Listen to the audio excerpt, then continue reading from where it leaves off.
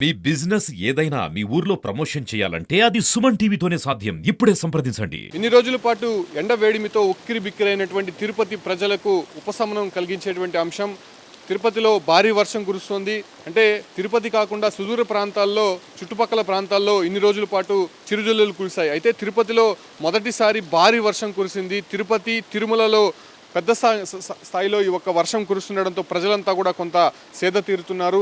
అంటే ఇప్పటికే కూడా గడిచినటువంటి 3 నెలలుగా ఎండవేడిమి తీవ్రస్థాయిగా కనిపిస్తోంది. దాదాపు 45 నుంచి 50 డిగ్రీల ఉష్ణోగ్రత నమోదవుతోంది. దాంతోపాటు కూడా వడగాల్పులు, అదే రకంగా ఉష్ణోగ్రతలు అధికంగా వీస్తుండడంతో ఒక్కసారిగా ప్రజలంతా కూడా ఉక్కిరి బిక్కిరి అని చెప్పుకోవచ్చు. నిజంగా ఎండవేడిమి తట్టుకోలేకుండా చాలామంది కూడా చనిపోయినటువంటి పరిస్థితి. సో ఈ క్రమంలోనే తిరుపతికి ఇవాళ వర్షం రావడంతో పెద్ద సంఖ్యలో కూడా ప్రజలంతా రోడ్లపైకి వచ్చి ఆనందం వ్యక్తం చేస్తున్నారు. పలు ప్రాంతాలు కూడా పూర్తిగా జలమయమని చెప్పుకోవచ్చు. ప్రధానంగా శ్రీవారి భక్తులకు సంబంధించి అటు తిరుపతిలోనే కాదు, తిరుమలలో కూడా ఎండవేడిమి తీవ్ర స్థాయిలో కనిపిస్తోంది. దాదాపు 40 డిగ్రీలకు పైగా అక్కడ ఉష్ణోగ్రత కూడా నమోదవుతున్నటువంటి నేపథ్యంలోనే ఇన్ని రోజుల పాటు కూడా అక్కడ భక్తులు కూడా కొంత ఇబ్బంది పడినటువంటి పరిస్థితి. అయితే ప్రస్తుతం తిరుపతి, తిరుమలలో కూడా ఇదే స్థాయి వర్షపాతం నమోదవుతోంది. పెద్ద సంఖ్యలో వర్షమంతా కూడా పడుతుండడంతో ఒక్కసారిగా తిరుపతి అంతా కూడా కూల్గా మారిపోయిందని చెప్పుకోవచ్చు. అంటే ఉరుములతో కూడినటువంటి భారీ వర్షం కురుస్తుంది తిరుపతిలో. మనం ఒక్కసారి చూడొచ్చు.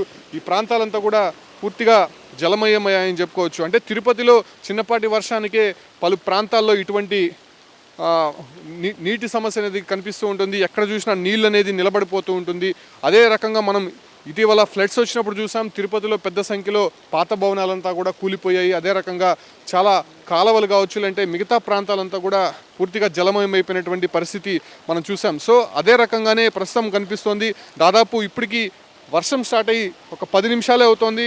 చూడొచ్చు, నా కాలు మాత్రం మాత్రం కనిపించట్లేదు. పూర్తి స్థాయిలో నిండిపోయినటువంటి పరిస్థితి. అంటే ఇక్కడ డ్రైనేజ్ సిస్టమ్ అనేది కొంత ఇబ్బందికరంగా ఉన్నటువంటి పరిస్థితుల్లోనే తిరుపతిలో ఈ పరిస్థితి అయితే ప్రతిసారి కూడా కనిపిస్తూ ఉంటుంది. అయితే ఈ ఒక వర్షంతో నిజంగా తిరుపతి ప్రజలు కొంత ఉపశమనం లభించిందని చెప్పుకోవచ్చు. చాలా వేడి అనేది ప్రతిరోజు కూడా కనిపిస్తూ ఉండేది. రాత్రి సమయాల్లో కూడా ఉక్కపోత చాలా కనిపిస్తూ ఉండేది. చిన్నపిల్లల నుంచి వయోవృద్ధుల వరకు చాలా ఇబ్బందులు అయితే ఎదుర్కొంటున్నారు. సో ఫైనల్గా తిరుపతి, తిరుమలలో వర్షం కురుస్తుండడంతో క్లైమేట్ ఒక్కసారిగా మారిపోయింది. అందరూ కూడా ఆహ్లాదకరమైనటువంటి వాతావరణం చూసి ఎంజాయ్ చేస్తున్నటువంటి పరిస్థితి తిరుపతిలో కనిపిస్తూ ఉంది.